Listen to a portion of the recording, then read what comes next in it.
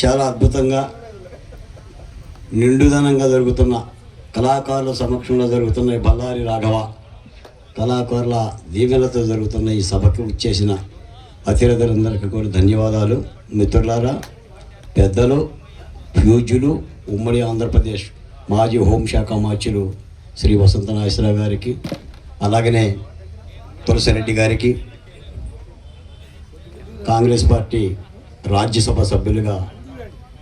సభ్యులుగా చేసిన కాంగ్రెస్ పార్టీలో ఒక ముఖ్యమైన కీలక నాయకులు తులసిరెడ్డి గారికి, అలాగనే ఎక్స్ఎమ్మెల్యే బొద్దులూరి రామారావు గారికి, ఈ వేదికలను ఇచ్చిన పేరున పోపూరు సంగీతరావు గారికి, దేవరపల్లి శ్రీనివాస గారికి, అలాగనే నరహరిశెట్టి నరసింహారావు గారికి, అందరికీ పేరున సమయాభావం ఉంది కాబట్టి 2 మాటలతోనే ముగిచ్చేస్తాను.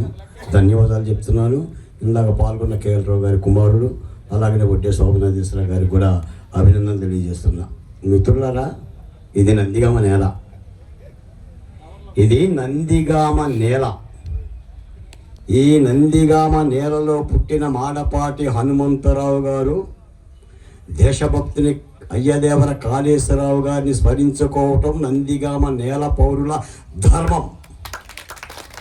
వారిని ఈ నేల మీద సృష్టించుకునేందుకు మాలాంటి వాళ్ళను కూడా బొబ్బిళ్ళపాటి సాయి గారు ఆహ్వానించటమే మా పూర్వజన్మ సుకృతం.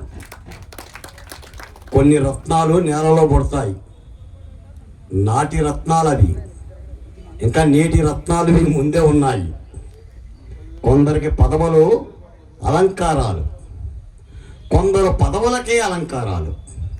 నేను ఒక మాట చెప్తా, అనుకోను అనంటే ఈ 2 విగ్రహాలని ప్రతిష్ఠించడానికి భూరి విరాళమిచ్చిన దాత వసంత కృష్ణప్రసాద్. అలాంటి భూరి విరాళాలు ఇచ్చిన దాత వసంత నాగేశ్వరరావు గారు. అన్నం పెట్టడం తెలియాలి, గ్లాసులు మంచినీళ్ళు ఇవ్వటం తెలియాలి.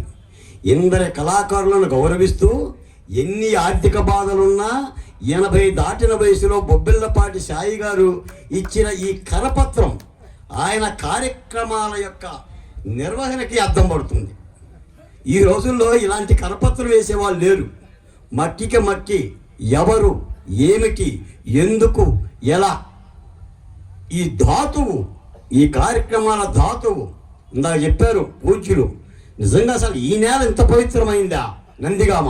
ఇవి భావితరాలకు అందాలి కదా. ఈ రోజు బొబ్బిళ్ళపాటి సాయి గారు ఉండాలి కాబట్టి చెప్తున్నారు.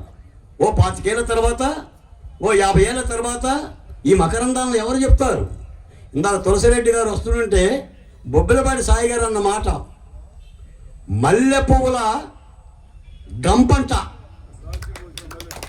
మల్లె పువ్వుల గంప, ఆ వర్ణన. ఇక మీరు తులసిరెడ్డి గారు మైకి తీసుకున్న తర్వాత ఇక మాటలు లేవు. చాలా గొప్ప కార్యక్రమం. ఇందాక నాకు బాధ్యత పెట్టారు. కళాకారుల పెన్షన్లను పునరుద్ధరించాల్సిన అవసరం ఈ రాష్ట్ర ప్రభుత్వానికి ఉందని. మిత్రులారా, చిన్నవాడిని అయినా గట్టివాడిని. చంద్రబాబు నాయుడు గారి దగ్గర నా దగ్గర చనువు ఉంది, లోకేష్ గారి దగ్గర కూడా చనువు ఉంది. సార్ ఒక మాట వినండి అని అంటే, చెప్పు బాలకోట అనే ఒక అవకాశం నాకు భగవంతుడు ఇచ్చాడు, అమరావతి ఉద్యమించింది.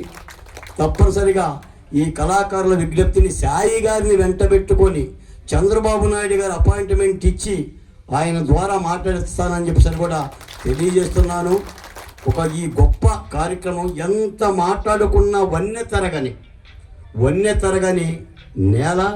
నేను చివరి మాట చెప్తున్నా, శ్రీనారాయణ రెడ్డి గారు అంటారు, పరుల కోసం పాటుపడని నరుని బతుకు దేనికని, మోగ నేలకు నీరందివ్వని వాగు పరుగు దేనికని.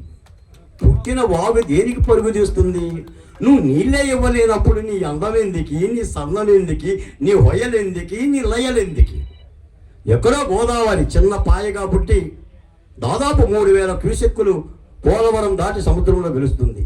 ఎక్కడో మహేంద్రవరంలో పుట్టిన కృష్ణానది, ఇదిగో ఈ కృష్ణామ్మ తల్లికి నీళ్ళే నేలని దీవిస్తుంటే, నీళ్ళే అన్నం పెడుతుంటుంటే నరులమైన ప్రతి వాళ్ళు కూడా చెయ్యాలి. ఇది రాజకీయ ధర్మం.